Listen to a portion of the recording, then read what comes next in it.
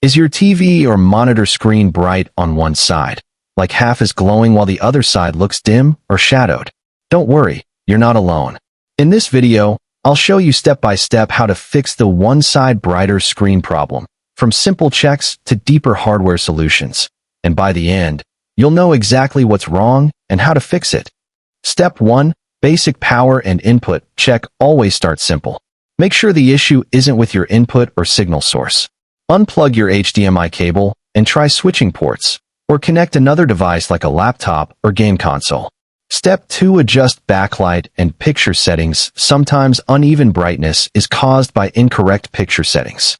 Go to your TV or monitor menu, open picture or display settings, and reset them to factory defaults. Also, check your backlight and local dimming options. Turn off local dimming or set it to low. This helps balance light zones across the screen.